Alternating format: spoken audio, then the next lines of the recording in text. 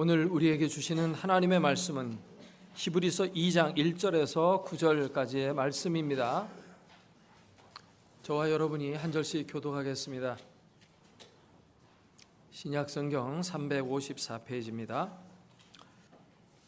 히브리서 2장 1절 그러므로 우리는 들은 것에 더욱 유념함으로 우리가 흘러 떠내려가지 않도록 함이 마땅하니라. 천사들을 통하여 하신 말씀이 견고하게 되어 모든 범죄함과 순종하지 아니함이 공정한 보응을 받았거든. 우리가 이같이 큰 구원을 등한히 여기면 어찌 그 보응을 피하리요. 이 구원은 처음에 주로 말씀하신 바요 들은 자들이 우리에게 확증한 바니 하나님도 표적들과 기사들과 여러 가지 능력과 및 자기의 뜻을 따라 성령이 나누어 주신 것으로서 그들과 함께 증언하셨느니라. 하나님이 우리가 말하는 바 장차 올 세상을 천사들에게 복종하게 하심이 아니니라.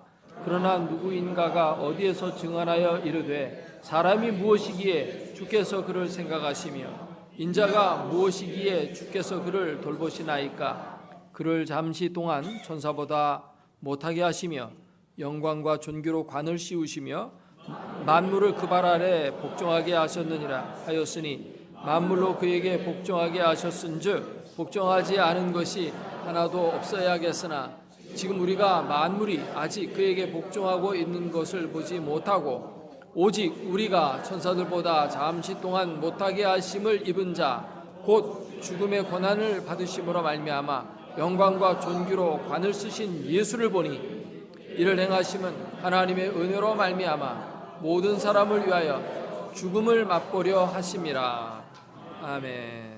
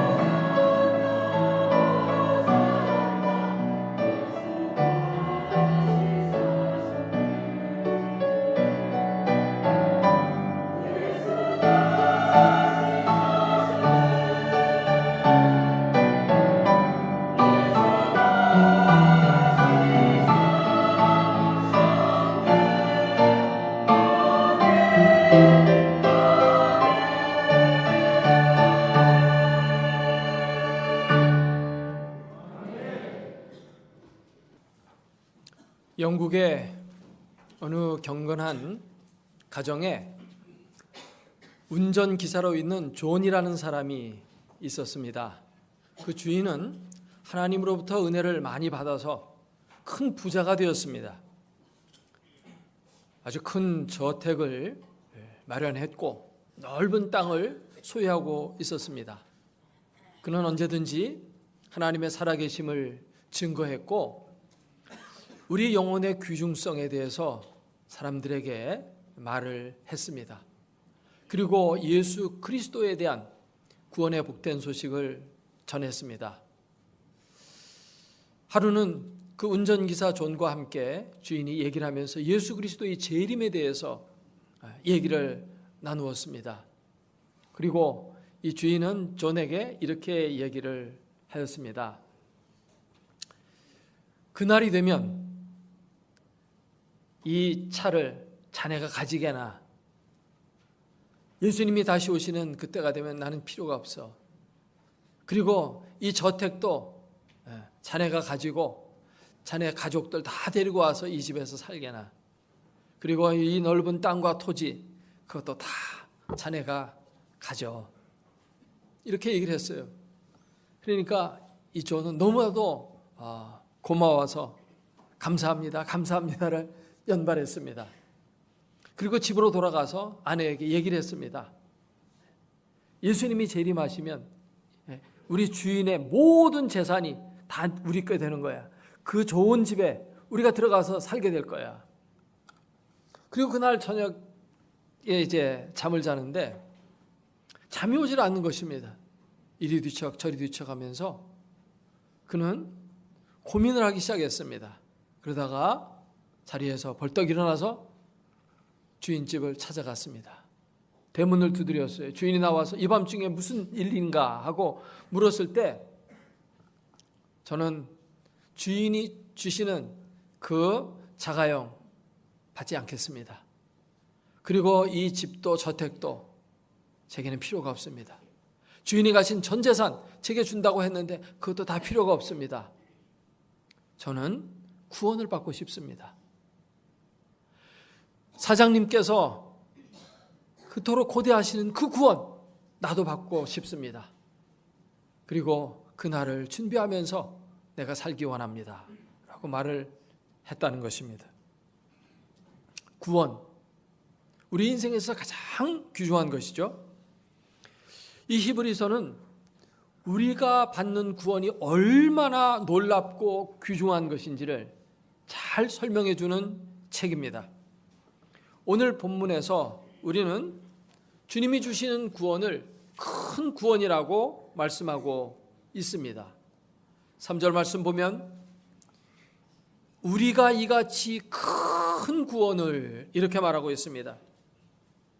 그냥 구원이 아니고 이 구원이 엄청 크다라고 이렇게 말씀하고 있습니다. 여러분, 구원에 크고 작음이 있을까요? 예수 그리스도가 우리에게 가져다 준 구원은 여러 개가 있어서 그 중에 큰 것도 있고 작은 것도 있는 것이 아니고 오직 하나뿐입니다. 그렇기 때문에 크고 작은 게 없어요. 그러면 왜 큰 구원이라고 이렇게 말을 하고 있는 것일까요? 이 히브리서는 특별히 구약의 아주 능통한 저자가 쓴 책입니다. 그래서 구약과 신약을 대비하면서 이 히브리서를 쭉 써나가고 있어요.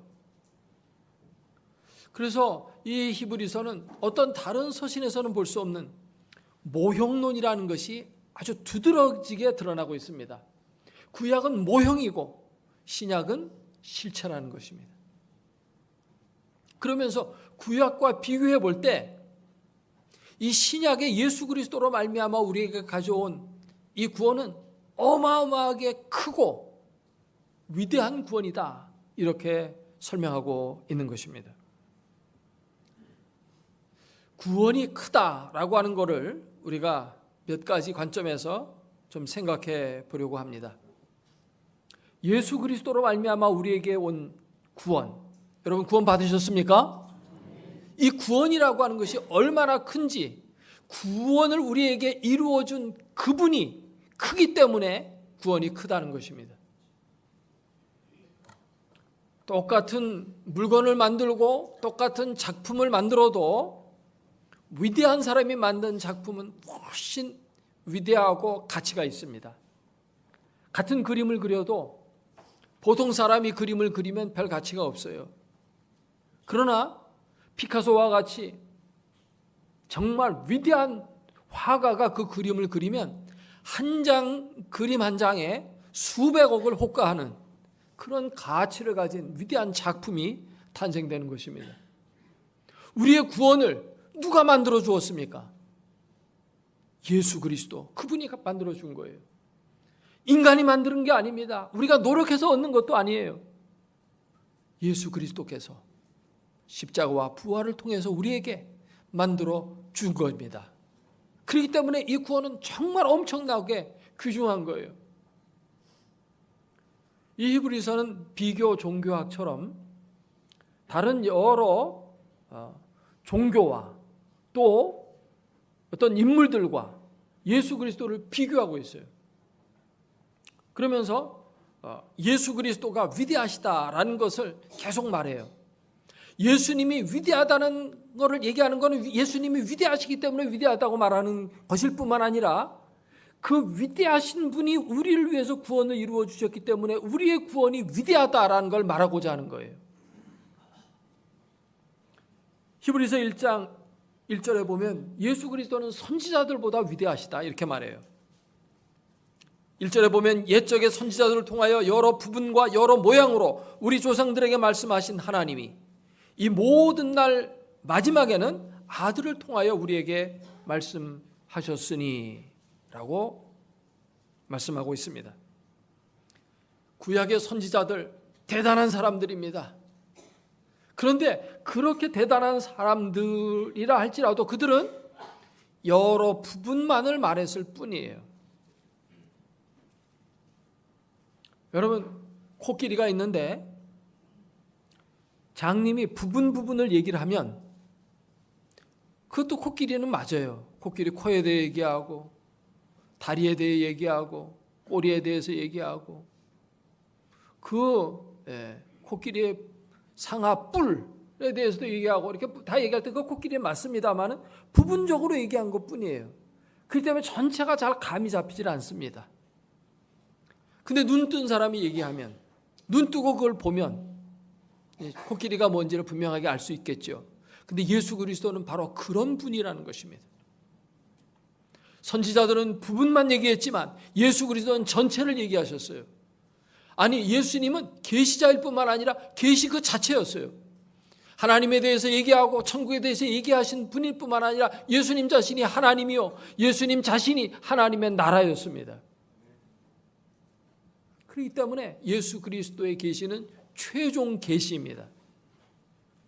어느 날 마지막에 아들을 통해서 전부를 말씀하셨다는 것입니다. 예수님은 그러므로 선지자보다 위대하시죠. 또 5절 이하에 보면 예수님은 천사보다 위대하시다 이렇게 말해요. 하나님께서 어느 때 천사 중 누구에게 너는 내 아들이라 오늘 내가 너를 낳았다 하셨으며 또다시 나는 그에게 아버지가 되고 그는 내게 아들이 되리라 하셨느냐. 천사들은 종이지 아들이 아니라는 것입니다. 천사들은 피조물이에요. 그러나 예수님은 아들이에요. 피조물은 만들지만 아들은 낳는 것입니다. 그럴 때 달라요. 예수 그리스도와 하나님은 본질이 같은 분이에요. 동일 본질. 그러나 천사는 하나님과는 본질이 달라요. 한 분은 창조자고 하나는 피조물이죠. 그런데 예수 그리스도는 하나님이라는 것입니다. 1장 8절에 보니까 아들에 관하여는 하나님이여 주의 보좌는 영영하며 아들을 향해서 부르는데 하나님이여라고 부릅니다.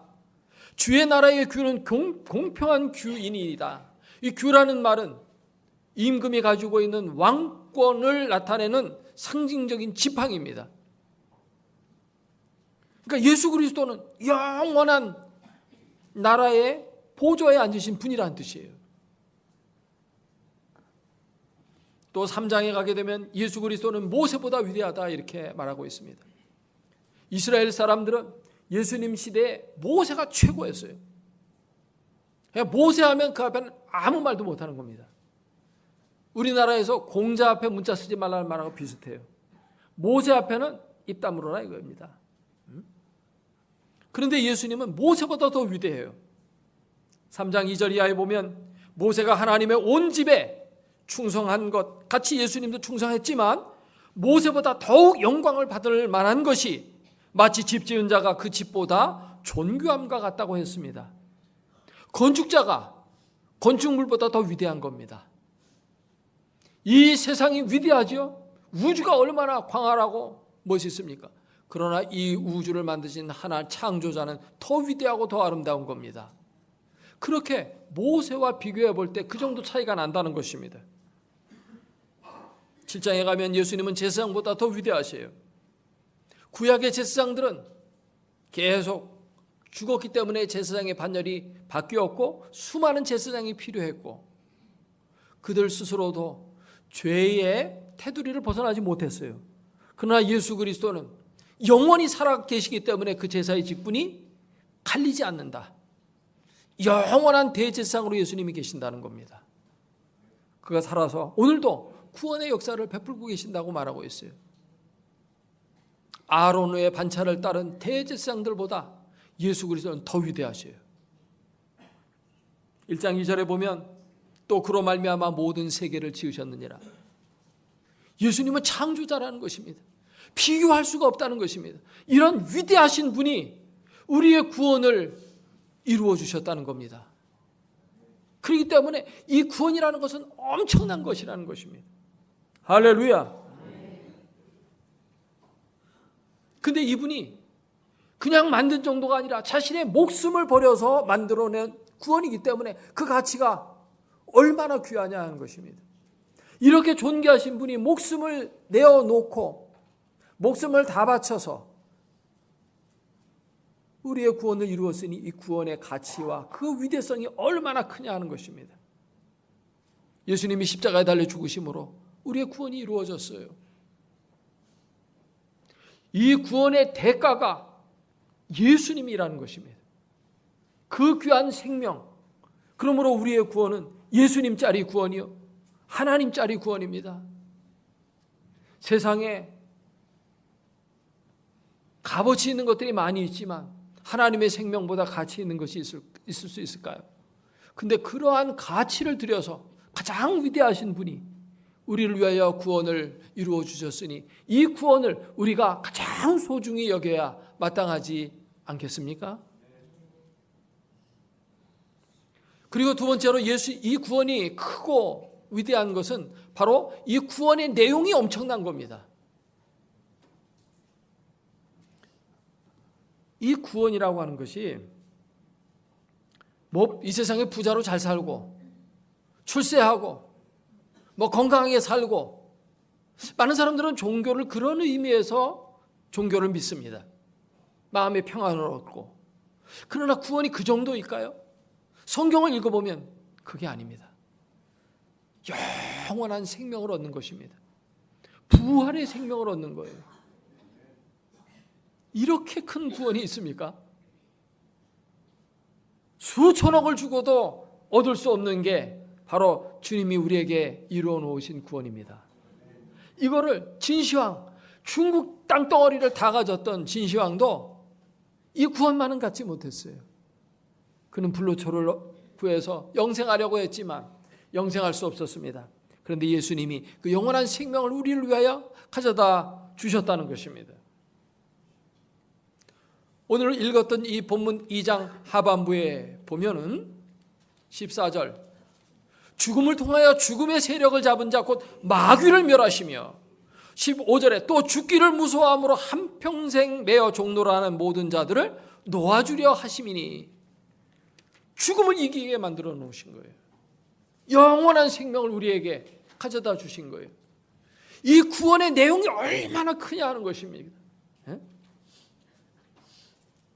수백 채, 수천 채의 집을 준다고 해도 이 영원한 생명과는 바꿀 수가 없는 것입니다. 엄청나게 큰 구원이죠. 특별히 히브리서는 구약과 비교해서 신약에 나타난 구원을 아주 귀중하게 설명을 하는데, 구약은 우리가 잘 아는 대로 약속이고 신약은 성취이며, 구약은 그림자고 신약은 실체입니다. 그런데 오늘 본문 2절 말씀을 보면 천사를 통하여 하신 말씀이 견고하게 되어 모든 범죄함과 순종하지 아니함이 공정한 보응을 받았거든 우리가 이같이 큰 구원을 등한히 여기면 어찌 그 보응을 피하리요. 이렇게 말씀하고 있습니다. 천사들 통하여 하신 말씀은 뭘 가리키는 것입니까? 이건 구약의 율법을 말하는 것이에요. 사도행전 7장에 보면 스데반이 이렇게 말합니다. 너희가 천사가 전한 율법을 받고도 지키지 아니하였도다. 사도 바울은 갈라디아서 3장 19절에서 그런즉 율법은 무엇이냐? 범법함으로 더하여진 것인데 천사들을 통하여 한 중보자의 손으로 베푸신 것이라고 했어요. 약속하신 자손이 오시기까지 있을 것이라. 약속하신 자신 예수 그리스도인데 예수 그리스도가 오실 그때까지 천사를 통해서 한 중보자 누구였습니까? 모세를 통해서 준 것이 이게 율법이고, 이 율법이 천사를 통해 왔다고 이렇게 말하고 있어요. 유대인들은 율법이라는 것이 그냥 사람이 만든 게 아니다. 10계명 사람이 생각해가지고 가장 좋은 계명 10개 모아놓은 게 아니고 이것은 하나님이 천사를 통해서 우리에게 준 거다. 이렇게 생각을 했어요. 그래서 이런 표현들이 나오는 겁니다. 그러니까 구약의 하나님의 약속의 말씀, 그거를 등한히 여긴 사람들이 얼마나 큰 심판을 받았느냐 하는 겁니다. 그게 마땅한 보응을 그들이 받았어요. 특별히 하나님께서 모세를 통해서 약속의 가나안 땅을 제시하셨습니다. 젖과 꿀이 흐르는 땅을 내가 주겠다.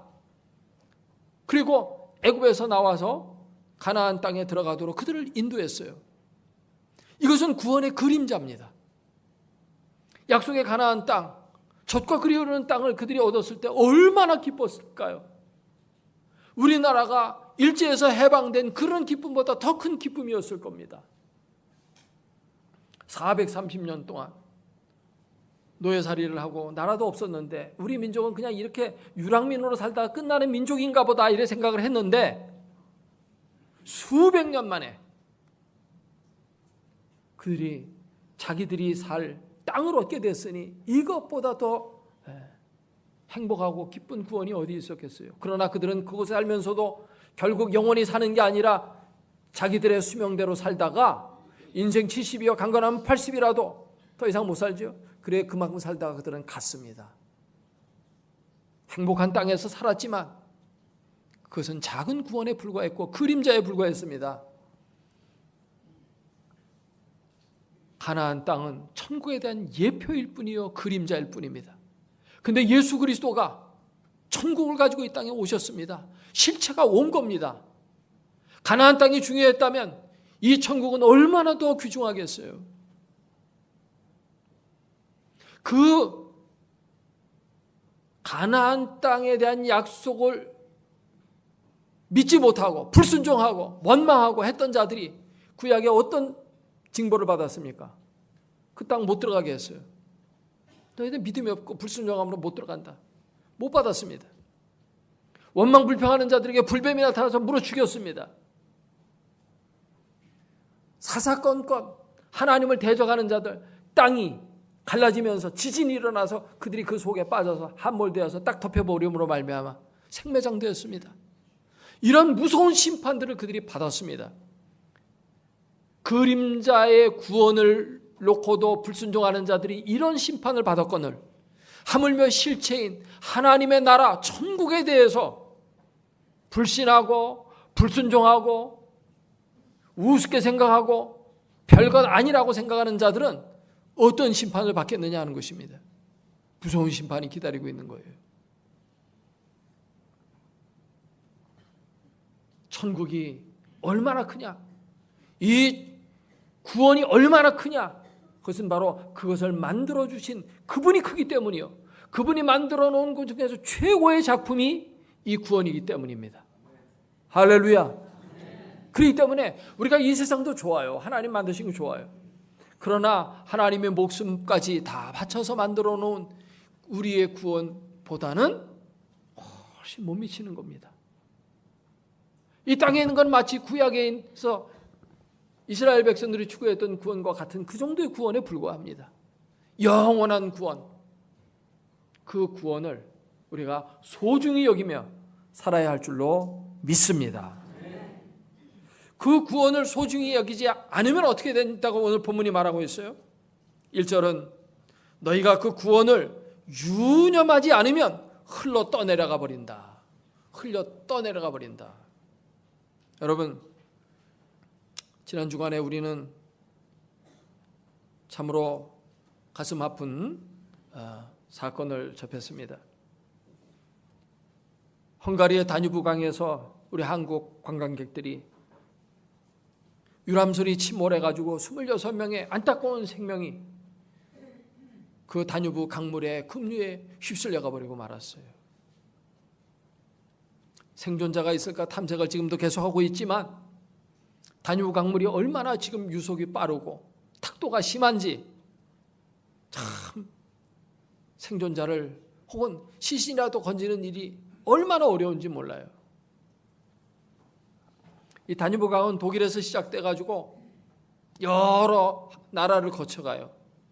헝가리를 거쳐서 이제 오스트리아 뭐 이래가지고 쭉 거쳐가지고 흑해까지 흘러 들어가는데 2,860km 되는 유럽에서 두 번째로 큰 강입니다. 그 강물이 흘러가는데 많은 협곡이 있고 물 수심이 깊고 유속은 빠르고 어디로 흘러 떠내려갔는지 시체조차 지금 찾을 수 없는 그런 안타까움이 있습니다. 그렇게 비교하고 있어요. 구원을 별것 아닌 걸로 안일하게 생각하고 신앙생활하는 사람들은 이렇게 흘러 떠내려갈 수 있다는 것입니다. 여러분, 그 흘러 떠내려간 사람 생각해 보세요. 얼마나 비통합니까? 얼마나 가슴 아프고 눈물 나는 얘기입니까? 여러분, 구원에 대해서 그렇게 우습게 생각하면 안 됩니다. 또 여기 보니까 공정한 보응, 그것이 구약 구원에 대해서도 임했었는데 이 신약의 큰 구원을 등한히 여기면 어찌 그 큰 보응을 피할 수 있겠느냐, 이렇게 말씀하고 있는 것입니다. 그러므로 여러분, 구원을 소중하게 여기고 보물처럼 여러분 인생의 귀중한 자리에 놓고 사시기를 주의 이름으로 축원합니다. 우리가 구원의 확신에 대해서 잘 이해를 해야 됩니다. 어떤 구원의 확신이 반드시 필요합니다. 내가 구원받은 자다. 나는 하나님의 사랑을 받은 자다. 이런 구원의 확신이 필요해요. 그런데 이 구원의 확신을 오용하는 사람들이 있습니다. 그건 뭐냐면 나는 예수님을 믿기 때문에 구원은 따놓았다. 따놓은 당상이기 때문에 이제 나는 절대 천국에 들어갈 것이 보장되었기 때문에 이제는 아무렇게나 살아도 상관이 없다라고 생각하는 사람은 십자가의 원수로 행하는 사람들입니다. 사도 바울이 그렇게 말했어요. 나는 남들에게 복음을 전파하다가 남들은 다 복음을 잘 받아서 구원받게 되는데 내가 구원에서 떨어질까? 나를 쳐서 복종시킨다고 했어요. 되게 구원받는 것을 구원 열차 타고 천국 가는 거로 많이 비교를 합니다. 그래서 애들 노래 가운데도 그게 있어요. 나는 구원 열차 올라타고서 하늘 날아가지요. 빵빵. 갑니다. 구원 열차 타고.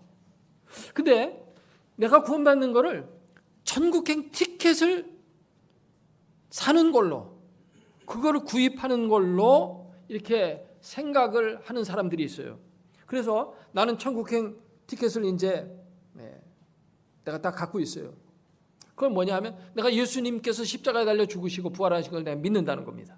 그리고 예수님의 이름으로 세례를 받았습니다. 그러니까 나는 이제 구원 받았다. 티켓을 따놨다. 이제 나는 구원이 보장됐기 때문에 나는 이제 아무렇게나 사도 된다는 것입니다. 그렇게 잘못 생각할 수 있어요. 구원 열차만 오면 그 티켓 내고 타면 된다는 겁니다. 근데 이것이 착각이에요. 성경은 그렇게 말하고 있지 않다는 것입니다. 성경대로 믿어야 구원을 받아요. 아멘? 자의적인 신앙은 구원에 이르지 못한다고 말씀하고 있어요. 성경은 천국에 들어가는 게 아니고 천국이 우리에게 온다라고 말합니다. 구원 열차가 언제 올 때를 기다리는 것이 아니에요. 천국은 예수님이 이미 왔다고 했어요. 구원 열차는 이미 왔습니다. 왔으면 어떻게 돼요? 올라타야 됩니다. 티켓만 붙들고 어디 카바레 가서 춤추고 나 티켓 있으니까 이러고 있으면 못하는 거예요. 벌써 열차가 도착했습니다. 천국이 이미 너에게 임하였느니라. 열차가 왔습니다. 올라타야 됩니다. 그리고 지금 열차는 지금 천국의 열차는 움직이고 운행 중에 있어요. 그렇기 때문에 내가 천국의 열차에 탔느냐 안 탔느냐 그걸 점검해 봐야 돼요. 티켓 가지고 있느냐 안 가지고 있느냐 이거는 문제가 있을 수 있습니다. 그것도 중요하긴 하지만 이거 아주 위험한 거예요. 흘러 떠내려갈 수가 있어요. 잘못하다가 엄청난 보응을 받을 수가 있어요. 그러면 내가 천국 열차에 탔는지 안 탔는지는 그건 나 자신을 내가 지금 천국의 삶을 살고 있느냐 살지 않고 있느냐를 보면 알아요. 내 마음에 지금 심령 천국이 이루어졌느냐, 내 삶이 지금 천국인으로서 살고 있느냐, 내 가정의 가정 천국이 이루어지고 있느냐, 우리 교회가 하나님의 나라의 그 모습으로 움직이고 있느냐 이걸 봐야 돼요. 그러면 구원 열차에 올라탄 겁니다. 근데 엉뚱하게 헤매고 있으면 술과 담배에 찌들리고 온갖 죄악과 쾌락을 따라가고 그렇게 하면 지금 열차에 아직 안 탄 겁니다. 점검해 보세요. 여러분 열차에 올라탔습니까? 올라탔어요? 이거 아주 심각한 겁니다. 아주 심각하게 지금 히브리서는 말해요. 뒤에 가면 이게 또 나와요. 이런 얘기가 반복해서 나옵니다. 정신 바짝 차리지 않으면 안 된다고 이렇게 말하고 있어요. 신앙생활하는 사람이 안일하게 하면 안 됩니다. 이번 헝가리 유람선 침몰 때 안일해서 당한 거예요. 딱 구명조끼 입고 딱 준비돼서 잘 갖추고 있으면 그 사람들은 다 살았어요. 그러나 그냥 세상 구경에 정신 팔려가지고 그런 사람들은 그냥 속수무책으로 물살에 휩쓸려 갔잖아요. 그것과 비슷한 겁니다. 우리 구원이라는 것이. 이 구원에 대해서 오늘 말씀은 이 구원에 대해서 예수님이 처음 말씀하셨다고 3절에 말해요. 그리고 들은 자들이 우리에게 확증해 줬다고 해요. 그리고 4절에 보면 하나님도 표적들과 기사들과 여러 가지 능력으로 이 구원을 분명하게 사람들에게 인식시켜 주셨어요. 그러니까 예수님이 하나님의 능력으로 귀신도 내어쫓고 병자도 고치고 이런 일을 통해서 죽은 자도 살리는 걸 통해서 하나님의 나라를 보여주셨어요. 그리고 마지막으로 뭡니까? 4절 하반부에 보면 자기의 뜻을 따라 성령이 나누어 주신 것으로서 그들과 함께 증언하셨느니라. 마지막 가장 결정적인 증거는 성령의 증거입니다. 예수 그리스도를 믿고 내가 구원 열차에 올라탔느냐, 내가 하나님의 구원받은 백성이냐를 증거해 주는 분은 성령이십니다. 성령님은 내 안에서 성령의 열매를 통해서, 다시 말하면 성령의 인격이에요. 사랑과 희락과 화평과 이런 아름다운 삶이 있느냐 하는 것이죠. 오늘 일부 예배 마치고 베드로씨 잠깐 들렸더니 예수 믿는 사람들 집 앞에 교패가 붙어 있는데 우리 교인들 함부로 주면 안 되겠다는 겁니다. 어떤 집에 가서 뭐 실습을 하러 갔는데 얼마나 독하게 굴고 악하게 구는지, 과연 저 사람이 예수 믿는 사람인가 의심이 갈 정도라는 것입니다. 차라리 그걸 띄었더라면 저 사람 좀 악하구나 이렇게 할 텐데, 예수 믿는 가정이라고 교패를 붙이고 있는데 들어가 보니까 얼마나 악독하게 구는지 하나님의 영광을 가리우다라는 것입니다. 그렇게 해서는 안 된다는 거예요. 성령의 열매가 있어요. 사랑, 희락, 화평, 희생, 용서, 이런 것들이 있어야 되는데 이게 없어요. 이런 사람들 의심해 봐야 돼요. 지금 기차 잘못타고 있는 거 아닌가? 여러분 전철이나 기차를 타면 안내방송에 나와요. 2주 전에 제가 춘천행 열차를 타고 가는데 거기서 열차에서도 다 안내방송이 나오더라고요. 네. 여러분 천국행 열차를 타고 있는지 안 타고 있는지 안내방송 잘 들을 필요가 있어요. 그 안내방송이 뭐예요? 지금 설교 말씀이 다 안내방송이요. 잘 들어보세요. 지금 이거 딴 데 가다 춘천 안 가고 이거 지금 대전 가는 열차입니다. 이러면은 빨리 바꿔 타야 됩니다. 정신 바짝 차리지 않으면 엉뚱한 데로 갈 수 있어요. 흘려 떠내려갑니다. 성령은 이렇게 열매를 통해서 또는 은사를 통해서 우리에게 성령의 은사가 나타납니다. 아, 그러고 보니까 성령이 내 안에 계시구나. 나는 지금 천국 열차를 제대로 탔구나. 나는 구원받은 사람이로구나. 이런 확신을 가질 수가 있는 겁니다. 단순히 예수님을 믿으니까 나는 구원받을 거야 라는 막연한 이런 생각을 갖고 살아가는 사람이 어떤 사람이냐면 오늘 본문에 나와 있는 들은 것을 유념하지 않는 사람, 구원을 갖다가 등한히 여기는 사람이에요. 절대 자만심 가지면 안 됩니다. 마지막까지 이 세상 다하는 날까지 우리가 최선을 다해서 근신하고 깨어서 하나님의 나라의 삶을 살아야 돼요. 예수 그리스도와 친밀한 교통이 있어야 돼요. 세상을 바라보는 눈이 하나님의 나라의 가치를 가지고 바라봐야 돼요. 그러지 않고 그저 세상적인 가치 기준 갖고 세상에서 성공하고 세상에서 뭔가 즐기고 하는 그런 삶을 살아가면 이 사람은 지금 잘못된 길로 가고 있는 거예요. 어제 시청 앞에서 퀴어 축제를 벌였습니다. 예년보다 더 성대하고 더 거창하게 자기들 그렇게 하는 것에 대해서 뭐라고 할 수는 없지만 지금 때가 어느 때입니까? 지금 정부에서는 지금 우리 동포들이 죽어가서 차가운 물속에서 지금 못 나오고 있는데 행사들 다 지금 중단하고 꼭 해야 되는 거를 축소해서 하고 지금 이렇게 근신하고 있는데 자기들의 성생활이 제일 중요하다고 남의 죽든 말든 그게 무슨 상관이냐 하는 식으로 더 거대하게 막 깃발을 휘날리면서 행진을 하고 이런 사람들은 지금 성 정체성의 문제가 아니라 인간 정체성이 문제인 사람들이에요.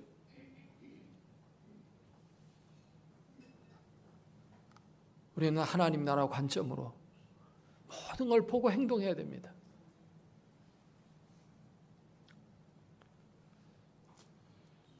에서는 눈에 보이지 않는다고 장자의 명분을 단팥죽에 팔아먹었어요. 그러나 눈에 보이지 않는 이 장자의 명분을 팔아먹으로 말미암아 에서의 후손들은 하나님 없는 민족이 되어버렸어요. 그러나 장자의 명분을 중요시 여긴 이 야곱은 하나님을 모신 민족의 조상이 되었어요. 엄청난 차이가 있는 것입니다. 구원 눈에 보이지 않는다고 우습게 생각하면 안 됩니다. 우리의 인생이 여기서 갈라지는 겁니다. 우리의 구원을 크다라고 말합니다. 우리 인생에서 가장 큰 것이에요. 그러므로 가장 큰 것을 가장 소중하게 여기고 살아가게 되면 이 땅에서도 하나님 나라의 복을 누리며 살게 되고 오는 세상에서도 영생 복락을 넉넉히 누리게 되는 주인공들이 될 줄로 확실히 믿습니다. 기도하겠습니다.